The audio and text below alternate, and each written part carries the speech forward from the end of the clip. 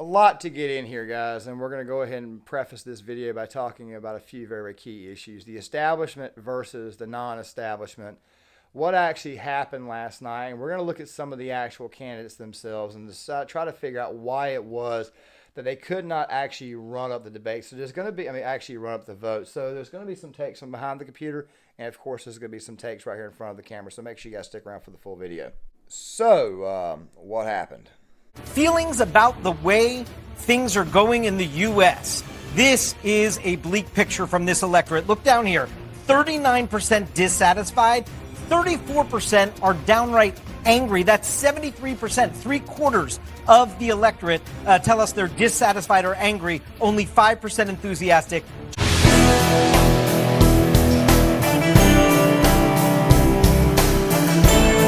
What is up, guys? John Claymore here. And of course, it was a pretty chaotic night. Of course, that there being the red wave that actually did not really and truly happen. Now, guys, in this video, we're going to do a bit of a deep dive on exactly what did occur. And I'm going to give you guys my thoughts towards the end of the video after looking at some of the actual data itself. However, I do need to go ahead and dispel some actual takes. For example, you've got Mike Cernovich out there, who, by the way, was screaming and hollering about how great the turnout was, and then all of a sudden, next thing you know, he's bashing former President Trump and saying his kingmaker status is down, which, by the way, I've been saying for a while that Mike Cernovich is like this, okay? You can't really trust the guy because he's too flippant on his takes.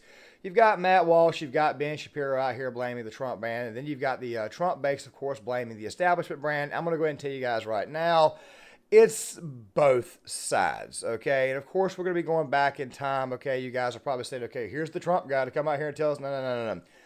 I'm a good old-fashioned conservative who can actually see what the hell is going on. And of course, I'm here to try to dispel some actual narratives. And guys, you can agree with me or you cannot agree with me, but I'm going to go ahead and give you guys my actual thoughts of what actually happened.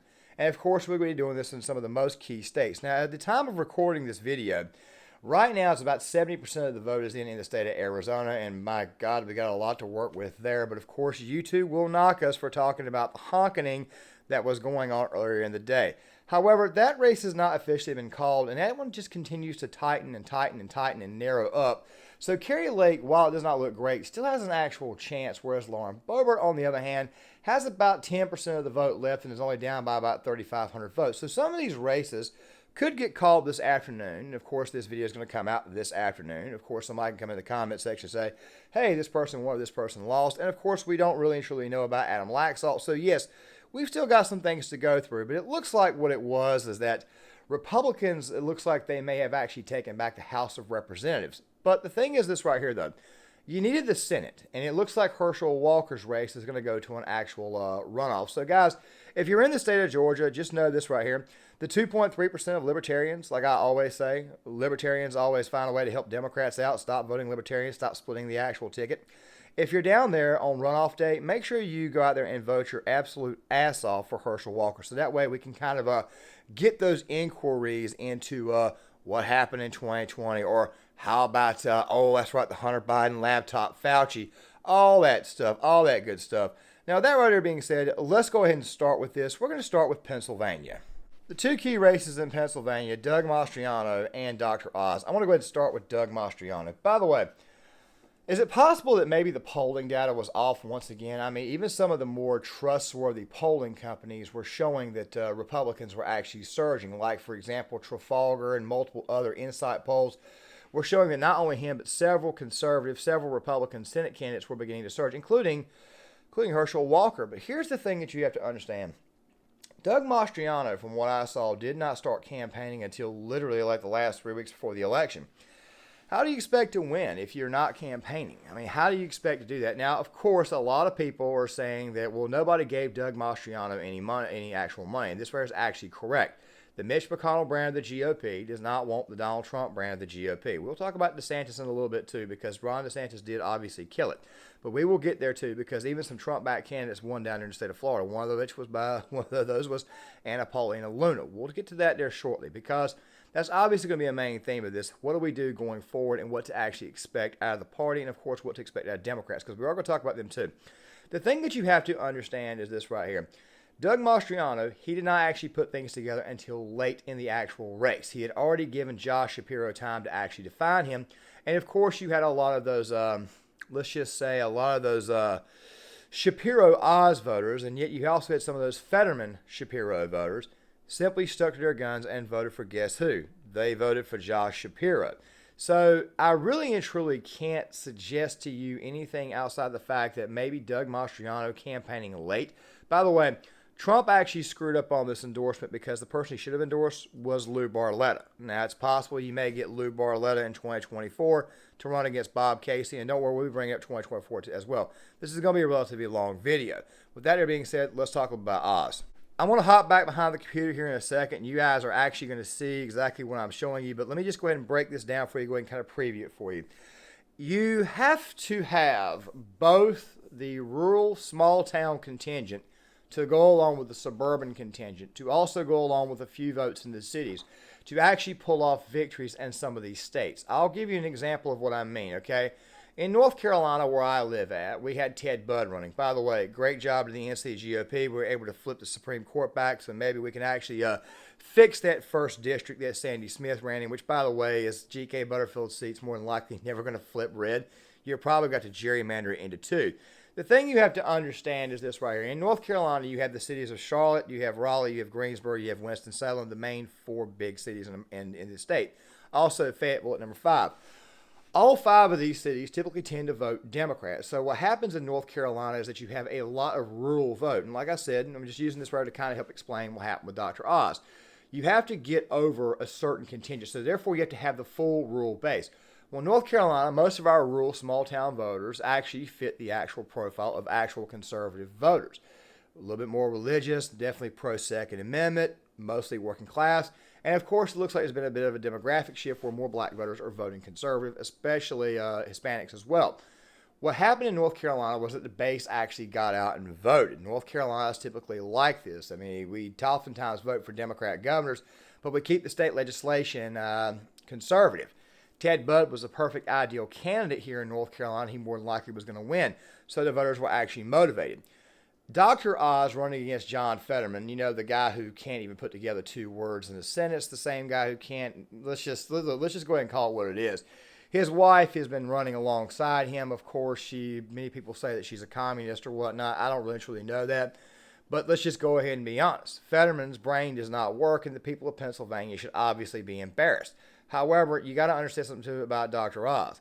Dr. Oz has passed, and by the way, before somebody comes in here and says this was Trump endorsed, let me go ahead and tell you guys right quick. This right here was not just his endorsement. This was also a Sean Hannity endorsement. Yes, this was also a Karl Rove endorsement. As a matter of fact, Karl Rove was on Fox News last night saying he expected Oz to win. I'll even tell you guys where I actually watched the election at, and I'll do it behind the computer here in a second. The thing is this right here.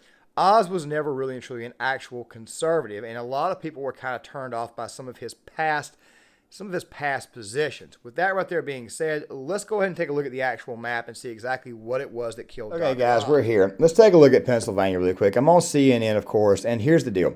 Last night, I was watching this particular election on 2 separate YouTube channels. I was watching the live, actually 3, because I have, obviously, the computer, the main television, I have the iPad, and I have the other television, obviously, in the bedroom. I had Sticks, Hex, and Hammer going in the actual bedroom. By the way, it looks like his prediction was the most accurate. Of course, I had Red Eagle Politics also going and Real American Politics as well. Red Eagle and Real American Politics both kept on saying that the problem in the state of Pennsylvania, as you guys are seeing Chester County right here, where Fetterman obviously did very well, is that there was a lack of rural vote. Now, guys, I have to kind of preface this every time we get into elections. 2008, Barack Obama won a massive landslide. 2010, Republicans came back and won. Those 8 million plus votes that the GOP got, the Tea Party Republicans did not show up in 2012, mostly because Mitt Romney was such a horrible candidate. A lot of those voters did come back in 2014. Republicans took back the Senate. In 2016, there was a bit of a split between the establishment and the MAGA base. The MAGA base, of course, being a representation of the actual Tea Party movement. But as you guys are seeing right here, this is kind of coming true. You see, the other day, you had Paul Ryan come out and say that suburbs were the most important thing. You had Sonny Hostin the other day saying that white suburban women are like roaches voting for Raid. Republicans, I guarantee it will come out today that Republicans did in fact do much better in suburbs. Now, Chester County, for example, it's a suburban county. Fetterman actually won. Now, that kind of contradicts what I'm saying, but hear me out. Delaware County, same thing, another suburban county. However, Donald Trump did much, much worse in these counties in 2020. Also, something else, too, in 2016, he also did much, much worse in these counties, too. Now, when you get up here right around Allentown, you're starting to see that the numbers are actually improving for Republicans. This is Lehigh County. Numbers are starting to actually improve for Republicans. Same thing in Bucks County, starting to improve. However, when you get down around here, you get to Franklin County, there was roughly an additional 7,000 to 8,000 votes in this county that would have gone to Oz. Here you go. Here's another one. Fulton County, same thing. Roughly 2,000 or 3,000 more votes. It doesn't seem like a lot, but in order for Republicans to actually win elections, they're going to have to win in these actual rural areas. Now, Bedford County, of course, overwhelmingly went to Dr. Oz. However, this county right here has probably got right around 22,000 full Republican votes. Fact of the matter is that Dr. Oz was not getting the actual rural small town votes, small community votes. If you're getting all the small town voters out to vote, then of course those people will actually carry over. You have to have them with the suburbs and some element in the cities to actually win in some of these key states. North Carolina, where I live at, we don't really have this problem because our rural turnout is pretty much always expected to come out. The one time it did not come out was in 2008 when Barack Obama was on the ballot. People were disenfranchised and they didn't want to vote for John McCain. And Obama, of course, took the state of North Carolina by about 14,000 or 15,000 votes. The same thing happened in Indiana. By the way, while we're on the topic of Indiana, so this way people can kind of sort of understand that it's actually a total problem. Todd Young won his Senate race, but Todd Young actually massively underperformed from his previous totals. One more thing to understand, and this right here has got to come up. This Senate seat was actually, no, I don't really care about CNN, so let me just exit that out. One more thing that you have to understand is that that Senate seat belonged to Pat Toomey. Didn't Pat Toomey, wasn't he one of the ones who voted for the recent gun control measures? I just figured I would throw that out there. Now, we're going to stay behind here just for a second, and we're going to move on to Ohio. I want to kind of pull that up just for a second because, let's see what we got here.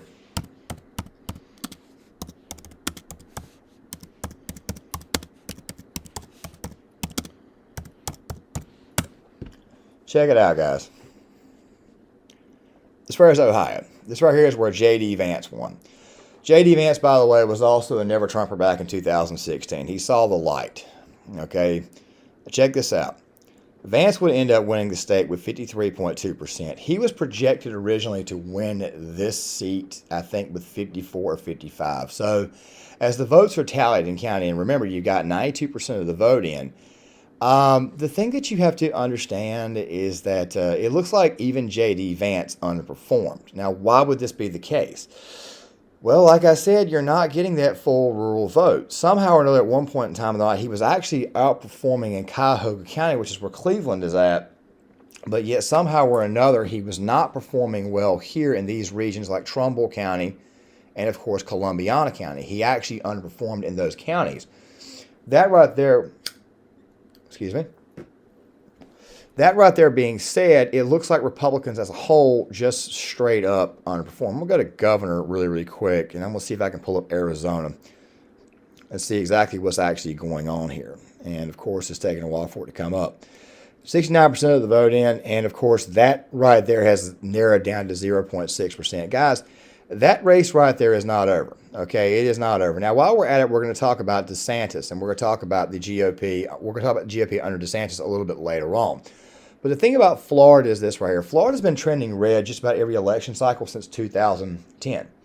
Except, of course, in the case of 2012 when Obama got reelected. But even that right there, Obama won it by a very, very small margin compared to what he did in 2008.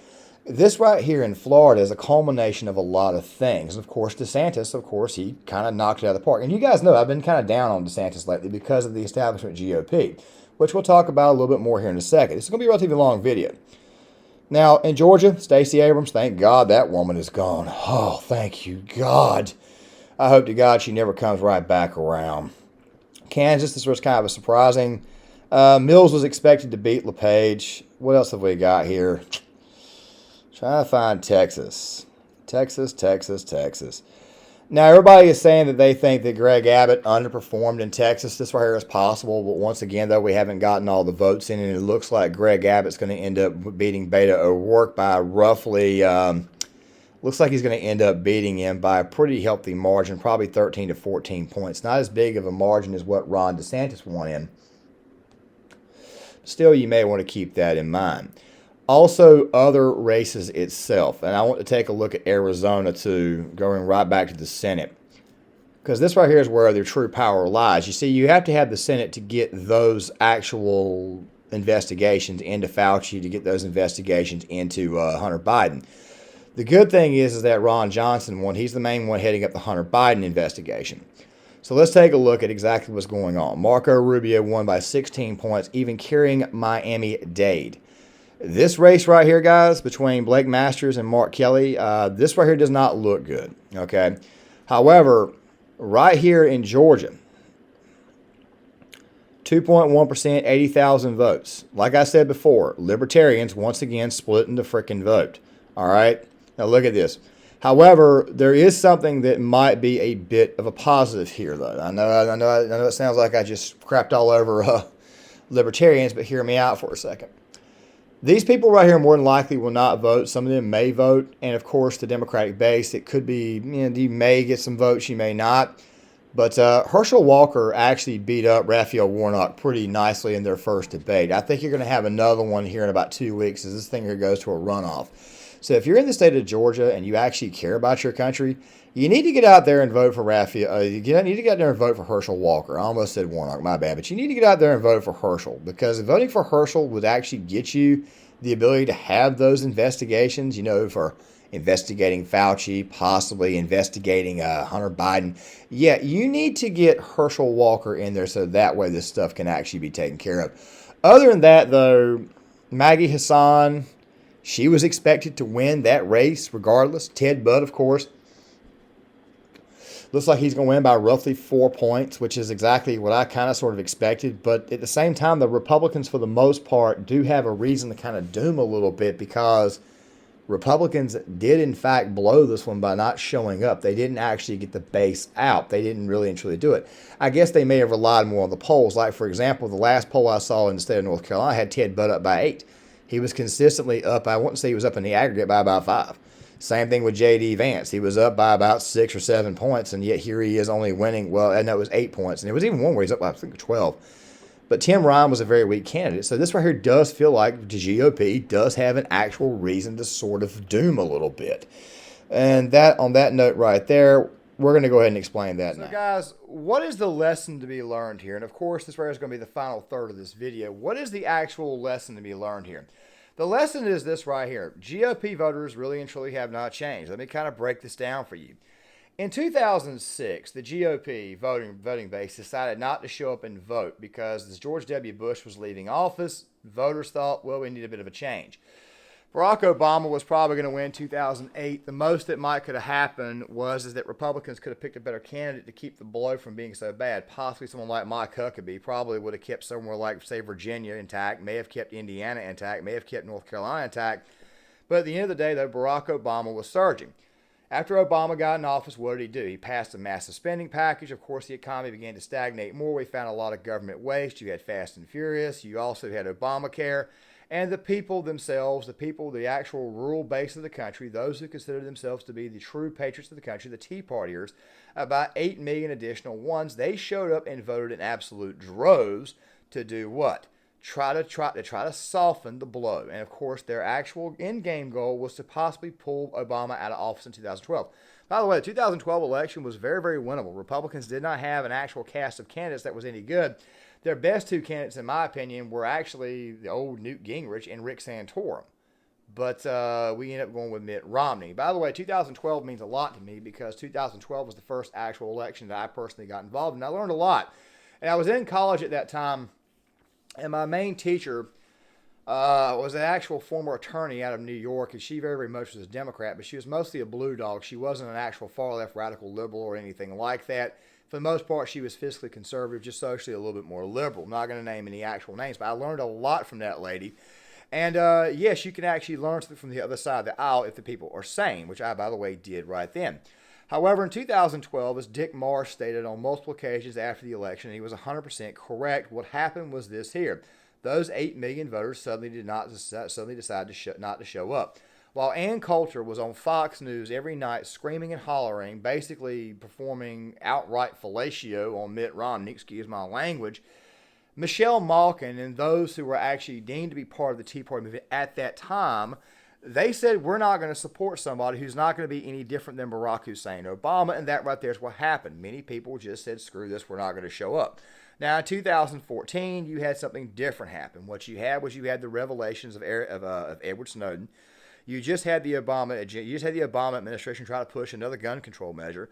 The economy was not getting any better, and people had simply had enough of it. Not to mention the fact that Antonin Scalia had just passed away, and Obama was trying to slam through Merrick Garland. So obviously, voters went out there and voted in droves to keep the Senate, flip back the Senate to keep the Supreme Court right where it was at. 2016 comes, what happens? You have 12 million brand new voters, which, by the way, for the most part were Tea Party voters and voters who had not voted in a long time or had not voted at all, who said, look, I want somebody in here who's actually going to do something, which, by the way, was a businessman. And we can debate the actual presidency itself. But let me also take something else into consideration. I want you guys to think about this. A very, very quick story. In 2016, I want to say it was in the spring. It was still, here in North Carolina, when it gets about the month of March or April, a lot of times in the morning what will happen is that it's going to be about 55, 56 degrees. The sun comes out. It's actually very, very bright. It's just the way things are in North Carolina. Just that nice early morning feel before the temperature eventually changes to about 65 and then eventually 70 degrees. This is obviously late March, early April, which sometimes is also extremely cold. North Carolina is funny that way. We have like a second, eighth summer in like late November. Then we get like a winter, and then it's confusing, okay? Here's the thing. I was having a conversation. I was about to help my uncle out laying some concrete, okay? And this way I'd be one of my uncles on my mother's side of the family. Of course, he had another gentleman there, a black man who, quite frankly, I got to meet. Very, very nice fellow, of course. Of course, being in Eastern North Carolina, you're around people of color all the time. And I was stunned to find out that he was actually very, very conservative and actually only voted Republican. However, he also laid the sentiment that Mitt Romney was a horrible presidential candidate. He didn't vote in 2012. He also said he didn't vote in 2008. I was like, what do you mean he didn't vote? He said, well, I just didn't vote. He said, I didn't want to vote for Obama, and I damn sure didn't want to vote for John McCain. He ain't really conservative. Conservative voters is what you need to actually get over the finish line. You see, most of the country is actually center-right politically, or at least they're center-right when it comes to the issue of when it comes to social issues. There are some states, some cases where some places are more economically right. For example, the state of Kansas had a measure when it came to abortion, which, by the way, people think, well, maybe abortion is what kind of did Republicans in. No, I don't think that's the case. Kansas had a state local election earlier this year, in a special election where they determined to keep basically abortion open. You see, voters in, say, Kansas or Nebraska, Montana, those states, by the way, are never going to go blue as far as their actual vote is concerned. However, what they will always do, though, is they will always be socially more libertarian and fiscally more conservative, okay? It's just the way it is. It's the way the state works, or the way those states do work. But basically the point that I'm trying to make with this particular person that I'm talking about is that he is a conservative who chose not to vote in those two election cycles. And the reason why he chose not to vote was because the two candidates were not conservative enough.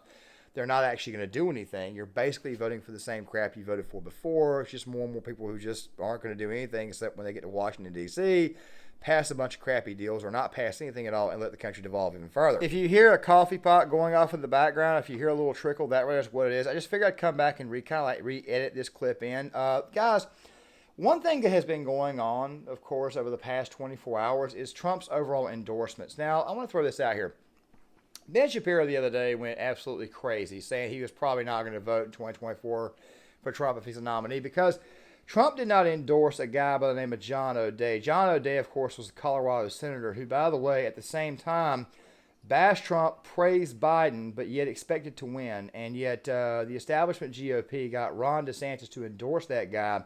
So, yeah, I don't think that the endorsement argument matters here. Also, something else, if I've not already said it in this video, Sean Hannity is actually the one that suggested that Dr. Oz be endorsed. I just figured I would throw that one out there because there's a lot of confusion about the power of endorsements.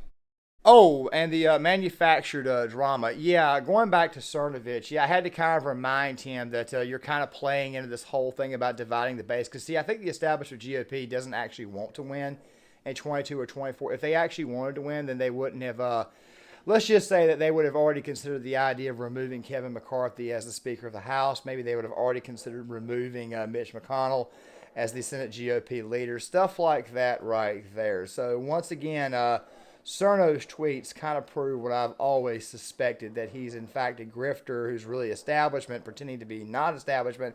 But don't worry, I'll have some of Thurnovich's fans in the comment section ripping this take. So yes, the 2022 midterm cycle, which will result in Republicans probably taking back the House, more than likely, probably ending up with an even Senate, which, by the way, will probably also, for the most part, stay the same, even if Democrats have like a one-seat majority. Nothing's ever going to get done. Of course, Democrats are probably loving this because it gives them the ability to run on, we want bipartisanship instead of tribalism in 2024. By the way, the 2024 Senate map is insanely ridiculous for Democrats to defend. I still think that people should remain positive about 2024 because Republicans actually have a lot of Senate seats that, quite frankly, they more than likely were going to win that particular year, especially when you factor in that a lot of those Democrat senators are actually in red areas that are very, very vulnerable. Fact of the matter is this right here. This election right here was being focused primarily on suburban voters, suburban women. And those people did show up and actually vote. They voted in much, much higher numbers. However, those who live in rural areas and small towns stayed down. Now, of course, you've got the doomer picks, these things, you see tweets like this right here. Have they called it for Arizona yet? You're blackpilling your base. By the way, we can blame Trump for some of that too because he kind of sort of helped blackpill the base in 2020. But then again, though, after what we saw that night, you know what? I'm just not going to go any further because then YouTube will find a way to hurt the channel. The thing is this right here. That's actually what the GOP is going to run on. However, it's going to be very, very hard to unseat the man, and I'll explain the reason why. You see, this right here is the Republican ballot schedule. Note all the areas where it says red at. Now, if you want a better interpretation of this, I'm going to go ahead and hop back behind the computer and explain it a little bit more in detail. Quick, because this right here is how you know elections. This is how you know how elections and primaries are going to go. Let's take a look at the 2024 GOP primary schedule. Now, guys, remember, the red, of course, stands for the RNC. Now, we're not going to read anything here. I'm just going to show you the actual schedule. Normally, in elections, what ends up happening is, especially in the GOP, is that normally it goes Iowa, New Hampshire, Nevada, South Carolina. However, something's very, very weird. Instead of Florida being the fifth state, and I think I know the reason why this is the way it is this time around, you have Alabama. Now, these states right here are mostly white working class. These are here also the primary 5 states that Trump is actually up in heavily. And, of course, that base is not going to leave. So then you get American Samoa, obviously. So you're looking at possibly the first 5 actual primaries going to the Donald. Then you got Arkansas. There's 6. California, I think, may reject him, and so will Colorado. But Maine, more than likely, with Minnesota, North Carolina, Oklahoma, Tennessee, Texas, and Utah, more than likely take the Donald back. So you see throughout the entire month of March, if you actually look at this primary schedule, and this also includes where Virginia would more than likely go to the establishment GOP. And, of course, Hawaii would more than likely go to the non-establishment, where Idaho, and, of course, Michigan is probably going to go somewhere a little bit more likely going to Trump because he's a little bit more appealing to the working class base. So right off the bat, and also something else too, is in a lot of these states, Trump's already got the inbuilt delegates already there. So whoever the hell is running against him, whether it be DeSantis, which by the way, from what I understand, the backup to DeSantis is Youngkin, which I think is a horrible idea because he's only been governor not even a full 2 years. So that's kind of a bad idea. But here's where it really gets weird. Once you go down further and further and further the primary list, you get a lot more states that are more working class friendly and more rural as far as their actual voter base is concerned. The establishment GOP's plan the entire time has been to aim their vote focus on suburban votes. That sounds great on paper. The problem is that the vast majority of actual Republican voters or conservatives don't live in suburban areas. Most suburban areas are filled with what? City dwellers, former city dwellers moving to the suburb to get out of the city because of crime, due to pricing, or the fact that they've saved up their money and they want to buy a home. Meaning that they naturally got a little bit more money in their wallets. Wherefore, they're the actual working class base of the GOP, the bigger section. They actually live in rural, small town America. And see, the actual primary schedule gets worse for anybody challenging him going forward. So, no, I don't think, and like I said, guys, make sure you guys look at this right along with me. I mean, I'll leave it in the description box for you guys. The thing is this right here. it doesn't look to me like you're going to be able to shed your skin of Donald Trump anytime soon. Ladies and gentlemen, why did I show you guys that? I showed it to you so that way you guys could kind of see. That's probably how 2024 is probably going to go as far as primaries is concerned. You see, the small town, rural environment, those guys, those people like me, working class, we're going to be the ones who decide the actual nominee. That's just the way things work. Okay, now guys, let me go ahead and say something else to you as well, okay? This was very, very important. I did mention that I was going to give you guys some expectations of 2024 and what is actually to occur. What's going to occur is the exact same stuff that always occurs with the Daily Wire. They're going to bash the America First movement. They're going to bash rural and suburban voters, rural voters. They're going to bash hell out of small town voters, and they're going to prop up their own suburban voters. This election right here was a repudiation of what? The current GOP that's being led by who? Mitch McConnell, Kevin McCarthy, and Ronna Romney McDaniel. That right there is what the hell this was. People just simply said no by simply saying to you, we're just not going to vote this election cycle because guess what? You've kind of told us, number one, it was in the bag, and number two, you're still going to be in charge even if we vote for you. This is one of the reasons why I keep putting so much emphasis on 2024. Because you got John Tester's seat, weak Democrat. Joe Manchin, weak Democrat, red state, by the way. Kristen Sinema, weak Democrat, red state. You've got the Nevada Senate race, which, by the way, is a Democrat holding in an area that, quite frankly, is becoming a little bit more red. That's 4 Senate seats. Oh, that's right. You've got Bob Casey, very, very winnable seat in Pennsylvania. You've got Sherrod Brown, extremely winnable seat in the state of Ohio. And you got many more seats that could flip GOP. So you actually have a chance of turning the Senate on its head come 2024. It's one of the main reasons why I continue to mention it. By the way, polls don't win elections. As you guys have seen right here again tonight, polls are not what the hell win the election. Turnout wins elections. I need to go ahead and throw that out there, okay? So that way you guys can go ahead and kind of get that through. Anybody who does not believe in this, that right there is what this is. A complete lack of turnout is what the hell cost the GOP because you really and truly didn't give them a whole lot to actually vote for. You didn't actually inspire them to go out there and vote. You figured the Democrats would have given you the inspiration to go vote.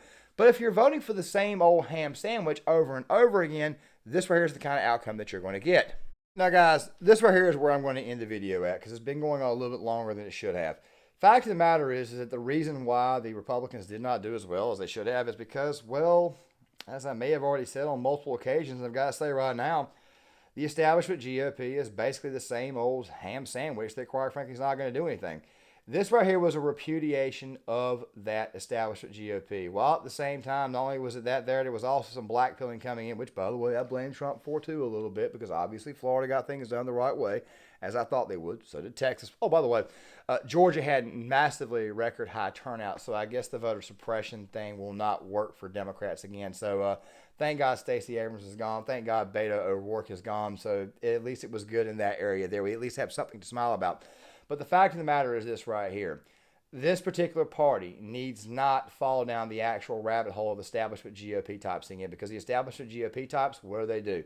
They focus only on stuff like suburbs and they do not think about you, the voter who lives in the very, very rural or small town base.